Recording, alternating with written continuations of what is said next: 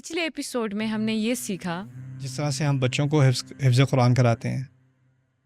کتنے سینکڑوں بچوں سے میں مل چکا ہوں جو کہتے ہیں کہ بڑی پٹائی ہوئی تھی,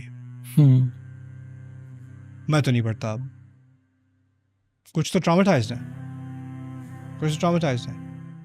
کسی سے پوچھو دین کے بارے میں کیا سیکھا ہے, قرآن کے بارے میں کیا پتہ ہے.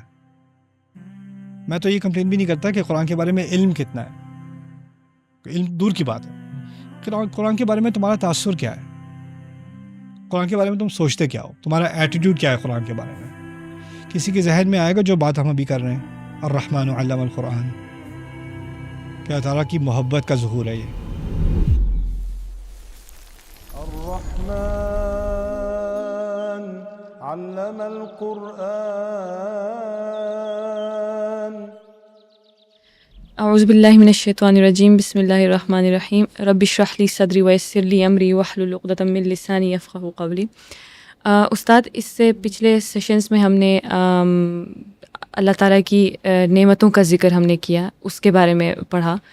تو اب جو فبأي آلاء ربكما تكذبان, اس میں جو لفظ اعلیٰ ہے اس پہ ذرا روشنی ڈالیے گا, کیونکہ بہت زیادہ تر یہ فیور کے لفظ میں یوز ہوتا ہے, یہ بھی نعمت کے اس میں یوز ہوتا ہے میننگ میں. تو اس کے بارے میں آپ کا کیا خیال ہے, اس لفظ کے بارے میں اس کی کیا میننگ بنتی ہے یہاں پہ؟ آئی تھنک اس لفظ کا معنی نعمت ہو سکتا ہے, لیکن جیسے فراہی صاحب نے رحمہ اللہ, حمید الدین فراہی نے اس لفظ پر کافی تبصرہ کیا.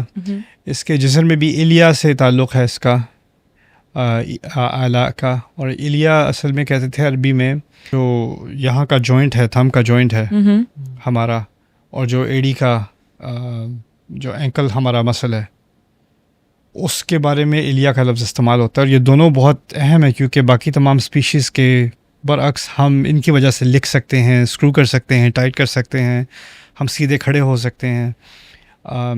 اشارہ شاید اس لفظ میں اس کی طرف ہے کہ اللہ تعالیٰ کے کچھ کمالات ایسے ہیں جو کسی اور کی طرف منسوب نہیں کیا جا سکتے, ایسے کام جو صرف اللہ ہی کر سکتا ہے.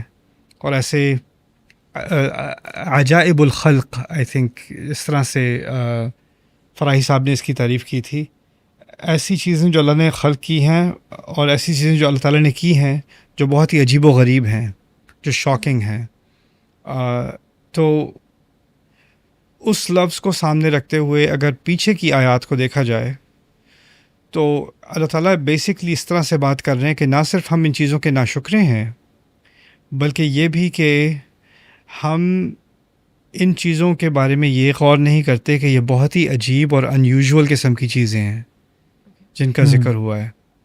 یعنی کہ یہ چیزیں کوئی, کیونکہ آپ دیکھیں, اب اگر آپ کسی کو ایک جیل کے سیل میں ڈال دیں, کسی عورت کو, اور اس کا بچہ وہیں پہ پیدا ہوا اور وہ کبھی جیل سے باہر نہیں گیا, اور اس نے کھڑکی تک نہیں دیکھی زندگی میں, اور وہ اب 15 سال کی عمر کا ہو گیا اور اس کو پہلی دفعہ باہر لے جا رہے ہیں, وہ سورج دیکھتا ہے, وہ پاگل ہو جائے گا, یہ کیا چیز ہے, اور رات ہوگی تو یہ کہاں چلا گیا, کیا ہوا اس کے ساتھ. اس کو یہ چیزیں بہت شاکنگ لگیں گی, کیونکہ وہ ان کو پہلی دفعہ ایکسپیرینس کر رہا ہے, اور وہ واقعی میں شاکنگ ہیں. لیکن ہم ان چیزوں کو ہر روز ایکسپیرینس کرتے ہیں, اور جب آپ ہر چیز کو اگر روز ایکسپیرینس کریں گے تو وہ آپ کے لیے ایک عام سی چیز بن جائے گی, اس کی کوئی خاص اہمیت نہیں رہے گی آپ کے نزدیک, ہیبیچول ہو جائے گی. جیسے ہمارے ہاتھ میں یہ فونز ہیں, موبائل فونز ہیں, ہم اس سے ویڈیو کانفرنس کر رہے ہیں. اگر آج سے 100 سال پہلے کسی کے ہاتھ میں یہ چیز ہوتی, رائٹ, اور وہ کسی سے ویڈیو کانفرنس پہ بات کر رہا ہوتا, تو باقی لوگ تو سمجھتے ہیں کہ پتہ نہیں عیسیٰ علیہ السلام واپس آ گئے ہیں یا کوئی میریکل ہو گیا ہے, کچھ ہوا ہے, یقین نہ ہے ان کو, رائٹ. تو جو چیزیں ہمارے ارد گرد ہوتی ہیں ہم ان کے عادی ہو جاتے ہیں, اور اس کے بعد ان کی اہمیت اور ان کے بارے میں ہمیں تعجب کرنا ہماری نظروں سے ہٹ جاتا ہے. اللہ تعالیٰ بیسکلی ایک طرح سے تو یہ بات کر رہے ہیں کہ ہم ڈیسینسٹائز ہو گئے ہیں, اور یہ ان تمام نعمتوں کے بارے میں ہم سوچتے بھی نہیں ہیں اب, اور اس لیے ہم ان کو ڈسمس کر دیتے ہیں, رائٹ. سو فبأي آلاء میں جو لفظ اعلیٰ کا لفظ ہے, شاید اس کی طرف اشارہ ہے. دوسری طرف یہ کہ جس طرح اللہ تعالیٰ کی مخلوق سے جب انسان کوئی بھی چیز بنانے کی کوشش کرے گا تو وہ اس مخلوق سے مقابلہ نہیں کر سکے گی. جیسے پھلوں کا کور ہے، رائٹ؟ آپ کھانے کو کور بناتے ہیں، آپ جو بھی کور بنا لیں کھانے کا، آپ پھلوں کے کور، پھلوں کے اقمام سے آپ مقابلہ نہیں کر سکتے. آپ کوئی بھی کھانا بنا لیں یا کوئی بھی کھانا بنانے کی کوشش کر لیں، جو نیوٹرینٹس آپ کو نیچرل فوڈ میں ملیں گے وہ آپ کو کسی سپلیمنٹ میں بھی نہیں ملیں گے آخر میں.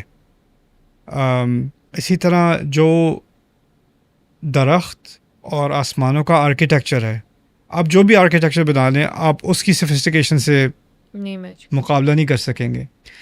مزید پیچھے جائیں تو آپ جو بھی کلام بنا لیں، جو بھی کتاب لکھ لیں، جو بھی شعر پڑھ لیں، آپ قرآن کی سفسٹیکیشن، اس کی گہرائی، اس کی خوبصورتی کا کبھی مقابلہ نہیں کر سکتے. یہ تمام آلاء ہیں اللہ تعالیٰ کے شروع سے آخر تک، رائٹ؟ آپ جتنے بھی پنکھے چلا لیں، جو اللہ تعالیٰ کی سمر کی بریز ہے یا جو اسپرنگ کی بریز ہے، جو ہوا چلتی ہے جس میں خوشبو ہوتی ہے، آپ اس کو کبھی کمپیٹ نہیں کر سکتے. آپ بیچ پہ کھڑے ہو کے آپ بیچ کی ہوا آپ کے پاس آ رہی ہے، پانی کی، رائٹ؟ تازہ ہوا آ رہی ہے. آپ جتنی بھی ایئر کنڈیشننگ بنا لیں آپ اس کا مقابلہ نہیں کر سکیں گے، رائٹ؟ تو آئی تھنک اعلیٰ سے مراد یہی ہے کہ اللہ تعالیٰ کی کہ ایسے کارنامے جن کا انسان کبھی مقابلہ نہیں کر سکتا، لیکن پھر بھی ان سے وہ ان کو ایک تو وہ اگنور کرتا ہے، اور دوسری طرف آئی تھنک تکذیب سے مراد یہاں صرف یہی ہے کہ یہ بھی ہے کہ اس میں کیا بڑی بات ہے. یعنی اس کے وجود کا اعتراف تو اعتراف کرتا ہے انسان، انکار نہیں ہے کہ اس کا وجود ہے، ان نعمتوں کا یا ان عجیب چیزوں کا، لیکن ان کے عظیم ہونے میں، ان کے عجیب ہونے میں مجھے تو کوئی عجیب بات نظر نہیں آتی. یہ تو نارمل سی چیز ہے، یہ تو صرف سائنس ہے، اس میں کیا بڑی بات ہے. یہی ہوئی نا تکذیب. اچھا قرآن مذہبی کتابیں، اور بھی مذہبی کتابیں، اس میں کیا بڑی بات ہے. اچھا اس میں ایک دو ایسی باتیں کی گئی ہیں وہ اور کتابوں میں بھی کہیں گی، اس میں کیا بڑی بات ہے. یعنی اس چیز کو ان جو باتیں کہی گئی ہیں ان کو ایک طرح سے ڈیمینش کر کے، کم تر کر کے ان کی طرف یہ رویہ رکھنا، یہی میرے خیال سے تکذیب ہے جس کا ذکر ہو رہا ہے. جیسے لو شئنا لقلنا مثل هذا، قریش نے بھی کہا تھا نا، ہم چاہتے تو ہم بھی ایسی بات کہہ دیتے، اس میں کیا ہے، رائٹ؟ استاد یہاں پہ جو دوسرا ہے کہ ابھی تک ساری آیاز میں اگر انسان سے اللہ تعالیٰ مخاطب بھی ہوتا ہے تو اس کے لیے وہ ضمیر استعمال ہی نہیں کرا جو ڈائریکٹ مخاطب ہونے کے لیے ہوتا ہے. یہاں پہ آ کے فائنلی انہوں نے، اللہ تعالیٰ نے یوز کر لیا کاف لفظ، کاف یوز کر کے، کما. تو یعنی اس مومنٹ پہ یہ کیوں ضروری تھا، یعنی کما آنا اتنی نعمتوں کے ذکر کے بعد، پہلی بات. اور دوسرا یہاں پہ جو کما ہے وہ تثنیہ ہے، تو یہاں پہ تثنیہ کیوں ہے؟ یہ پہلا خطاب نہیں ہے، دوسرا خطاب ہے. پہلا خطاب تھا وَأَقِیمُوا الْوَزْنَ بِالْقِسْطِ، وہاں بھی تم کا ذکر ہے لیکن وہ انسانوں سے ہے. تو وہیں سے اشارہ شروع ہو گیا تھا کہ اللہ تعالیٰ صرف کلام نہیں کر رہے، اس کی توقعات بھی ہیں. اور توقع عربی میں دو طرح کی ہوتی ہے، یا آپ کسی کو حکم دے رہے ہیں یا انسٹرکشن کر رہے ہیں براہ راست، یا آپ غیر براہ راست طریقے سے، دوسرے طریقے سے انڈائریکٹلی ڈیمانڈ کر رہے ہیں. میں مثال دیتا ہوں آسان سی، پانی دے دو. پانی نہیں دو گے، دونوں انسٹرکشنز ہیں، لیکن ایک انسٹرکشن کو سوال کے زمرے میں لایا گیا ہے، اسلوب میں لایا گیا ہے، رائٹ؟ کیا ادھر ہی کھڑے رہو گے؟ ایک تو ہے ادھر آؤ، دوسرا کیا ادھر ہی کھڑے رہو گے، رائٹ؟ اب یہ ہے نا فَبِأَيِّ آلَاءِ رَبِّكُمَا تُكَذِّبَانِ، یہ کہنے کے بجائے کہ تکذیب نہ کرو یا شکر کرو یا اعتراف کرو، رائٹ؟ یہ کہنے کے بجائے اچھا اور بھی تم یہی حرکتیں کرتے رہو گے، انہی آلاء کی تم اور کون سی آلاء کی تکذیب کرو گے اس کے علاوہ؟ اس میں دو باتیں ہیں کنایتاً جو کہی جا رہی ہیں. ایک یہ ہے کہ کیا یہ تمہارے لیے کافی نہیں تھا، جو اب اتنا کفر کافی نہیں، اور بھی کرنا ہے تمہیں؟ اتنا کچھ انکار کر لیا، اب اور بھی کرو گے، اس سے بھی آگے جاؤ گے؟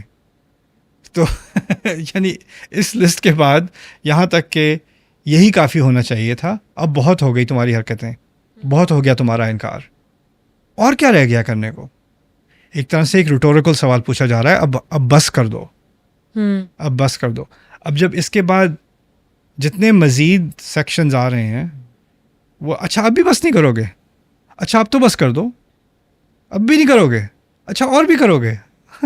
تو یہ انسان کا جو ایک شاکنگ سا ناشکرا پن ہے نا، اور جو اس کا شاکنگ سا ڈینائل ہے، اس کی طرف یہاں پر اشارہ ہے، اور اس کو اس اسلوب میں بڑے افیکٹو سائیکولوجیکل اسلوب میں لایا گیا ہے. دوسرا یہاں پہ جو سوال ہے، جو بہت مشہور سوال ہے، وہ کما کیوں ہے، کا کیوں نہیں ہے، یا کم کیوں. کم ہوتا تو پھر اس کا تعلق عقیمو سے بن جاتا.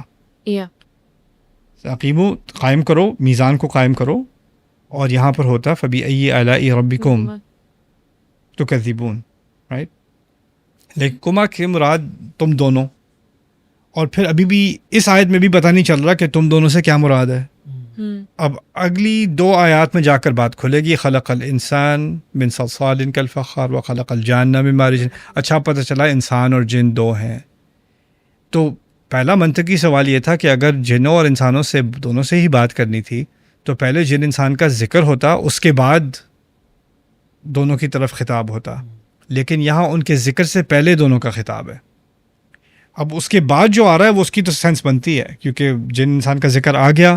اب کہا تم دونوں کس چیز کا انکار کرو گے، تو سب کے ذہن میں آ گیا جن اور انسان کی بات ہو رہی ہے. لیکن ابھی جن انسان کی بات نہیں، ابھی صرف انسان کی بات ہوئی تھی، جیسے تم نے کہا بشرا.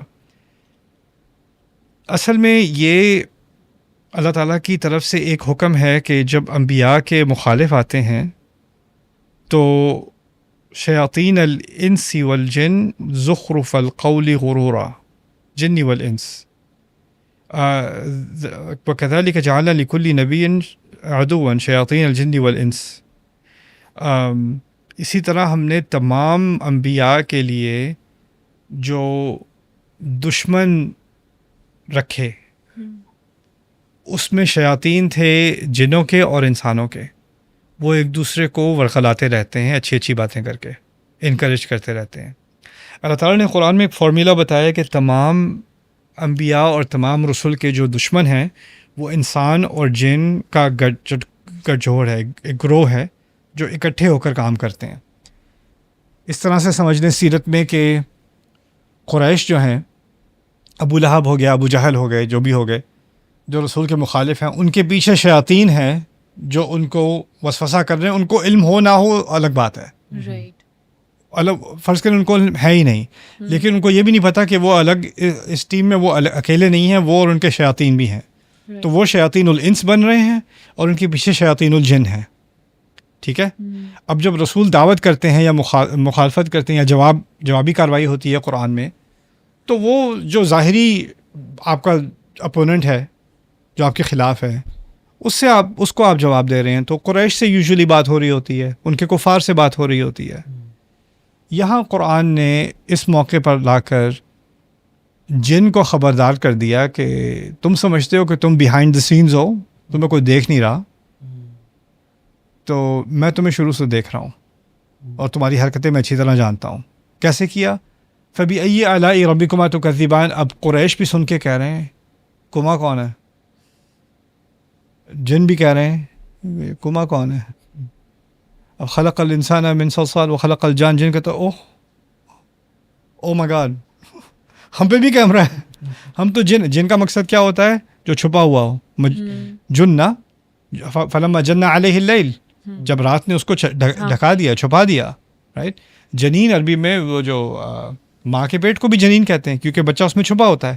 جنت کو جنت اس لیے کہتے ہیں کہ پودوں کے نیچے جو ہے وہ مٹی چھپی ہوتی ہے، گھنے پتوں کے نیچے اور گھاس کے نیچے. تو جن اپنے آپ کو چھپی ہوئی حقیقت سمجھتے ہیں، کوئی کیمرے پہ نہیں آتے، کوئی پکڑ نہیں جاتے. اب اللہ تعالیٰ نے ان کو ایکسپوز کر دیا اور بڑے شاکنگ طریقے سے ایکسپوز کیا. اور انہی کے طریقے سے ان کو پہلے ان کو پتہ بھی نہیں چلا ان کے بارے میں بات ہو رہی ہے، اور پھر بعد میں دونوں ہٹ ہوئے. دوسری طرف قریش کو ایک مزید تھپڑ مارا جا رہا ہے کہ تمہاری یہ حرکتیں صرف تمہاری نہیں ہے، تم اصل میں شیاطین کے ساتھ جڑے ہوئے ہو. اور یہ کیونکہ ان کی زخرف القول میں یہ بھی تھا کہ جو رسول صلی اللہ علیہ وسلم ہیں وہ جن کا سایہ ان پر ہے، جن کا شکار وہ ہیں، رسول ہیں علیہ الصلوۃ والسلام، رائٹ. اور اچھی بات، صحیح بات ہم کر رہے ہیں. اور غلط بات کی طرف وہ لے کے جا رہے ہیں. اب اس صورت میں جنوں کی طرف ان کو منسوب کر دیا.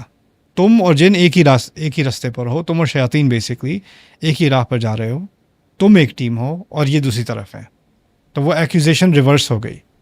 سورۃ الطور میں اشارہ تھا وما فما انت بنعمت ربک بکاہن ولا مجنون. اصل میں کاہن اور مجنون دونوں کا جنوں سے تعلق ہے. کاہن جو ہے وہ جن کو ہائر کر کے جن سے بات کر کے انفارمیشن لیتا تھا, اور مجنون جن کا وکٹم بن جاتا تھا, رائٹ. لیکن دونوں کا تعلق اصل میں جنات سے ہے. وہاں قرآن نے انکار کیا کہ آپ نہ کاہن ہیں نہ مجنون ہیں, اور یہاں ان میں سے ہو سکتا ہے کچھ کاہن ہوں اور ہو سکتا ہے کچھ جنوں کے اثرات میں آ گئے ہوں.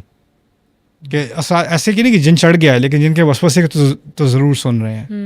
تو اس لیے فبأي آلاء ربكما تكذبان میں ایک طرح سے ایک سائیکولوجیکل وارفیئر ہو رہی ہے یہاں پر, اس مرحلے پر آ کر.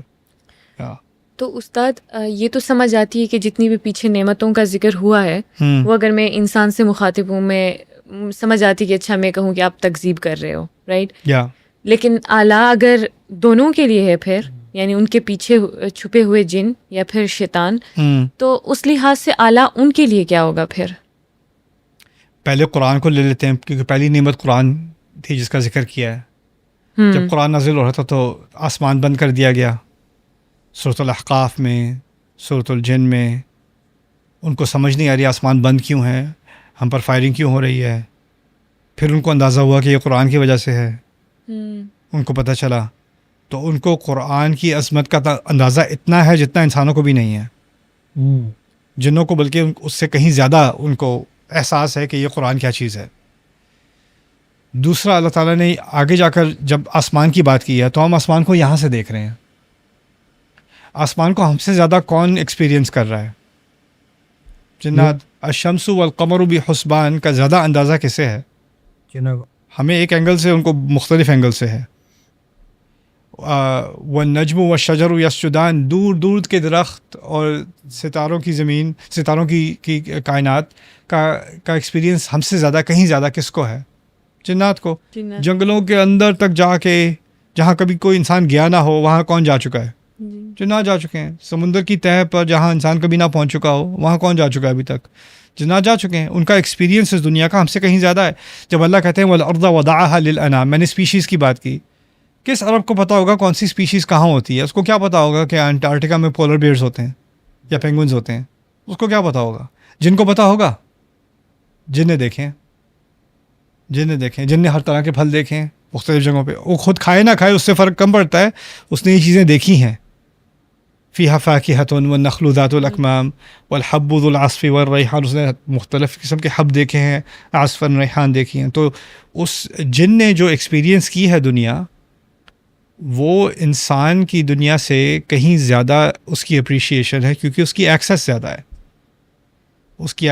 ہے. اور پھر یہاں پر نعمت, اگر نعمت کا مفہوم لیں گے تو اس کو شکر گزار ہونا چاہیے, لیکن اگر اس کا کمالات کا مفہوم لیں گے تو اس کو کمال کا اپریشیشن تو اس کو ہونا چاہیے کہ اللہ تعالیٰ کے کمالات میں سے ہے. اگر ہم اس آیت کی تکرار کو دیکھیں تو بہت زیادہ دفعہ نا اس صورت میں آئی ہے, تو اس کی کیا ایک طرح سے وجوہات بنتی ہیں, اور ہر نعمت کے بعد یہی تکرار ہے؟ یہ اصل میں ایک سائیکولوجیکل امپیکٹ ہے. یعنی آپ کچھ چیزوں کے بارے میں سوچو اور پھر ڈانٹ سنو, پھر سوچو پھر ڈانٹ سنو, پھر سوچو پھر ڈانٹ سنو. اور یہ میرے نزدیک کہنے کا مقصد یہ ہے کہ تم ان چیزوں کو روز دیکھتے ہو لیکن تم سوچتے نہیں ہو. اب بار بار روکا جا رہا ہے اور کہا جا رہا ہے اب سوچو پھر سوچو پھر سوچو پھر سوچو. لیکن جو عجیب چیز ہے کہ شروع میں اللہ تعالیٰ نے اپنی نعمتوں کا ذکر کیا ہے اور پھر یہ سوال پوچھا ہے فبأي آلاء ربكما تكذبان. لیکن ان نعمتوں کے بعد قیامت کا دن شروع ہو جائے گا اور پھر دوبارہ یہی سوال آئے گا فبأي آلاء ربكما تكذبان. لیکن اب اس کا مفہوم بالکل کچھ اور ہے. اس وقت تک مفہوم بدل چکا ہوگا. تو ہمیں جو آبزرویشن کرنی ہے وہ یہ نہیں کرنی کہ اتنی دفعہ کیوں کہا ہے. زیادہ بات کرنے کا مقصد یہی ہوتا ہے کہ کسی کو جو زیادہ سویا ہوا ہے اس کو زیادہ اٹھانے کے لیے الارم بار بار بجانا پڑتا ہے, رائٹ. تو وہ تو ایک سمپل سی بات ہے. لیکن اس کا فلیور کیسے بدل رہا ہے, اس کا مفہوم کیسے بدل رہا ہے, اس پہ ہمیں نظر رکھنی پڑے گی جیسے جیسے ہم پروگریس کریں گے. رائٹ. اب اس کا کچھ مفہوم ایک جیسے ہیں، جیسے یہاں پر ابھی نعمتوں کا ذکر ہے تو ایک ہی طرح کا مفہوم نکلتا ہے، ری انفورس ہوتا ہے. جب سبجیکٹ بدل جائے گا تو پھر اس کا مفہوم بھی بدل جائے گا، یو نو، اور پھر دوبارہ سبجیکٹ بدلے گا تو پھر دوبارہ دفعہ مفہوم، کیونکہ جہنم کے کانٹیکس میں کہنا فبأي آلاء ربكما تكذبان ایک بات ہے، جنت کے کانٹیکس میں کہنا فبأي آلاء ربكما تكذبان وہ دوسری بات ہو گئی، وہ پہلی والی بات کی طرح نہیں ہے، وہ دو مختلف آڈینس سے ایک بات کہی جا رہی ہے، اور دونوں کی حقیقت کچھ اور ہے، دونوں کا سیاق کچھ اور ہے، تو دونوں سے ایک ہی سوال پوچھا جا رہا ہے، ایک ہی سوال نہیں ہے، اس سوال کا مفہوم بنیادی طور پہ بدل گیا اس وقت تک. اگلی قسط میں ہم انشاءاللہ سیکھنے جا رہے ہیں اور میں اس نعمت کا وہ استعمال کر رہا ہوں جو اللہ تعالیٰ کی ہدایت کے تابع ہے، اور میں اس نعمت کے ساتھ نہ اپنے اوپر نہ کسی اور کے اوپر زیادتی کر رہا ہوں، تو میں شکر کر رہا ہوں. وہ شکر ہے، وہ اصل میں شکر پر عمل کرنا ہے، عملی شکل ہے اس کی.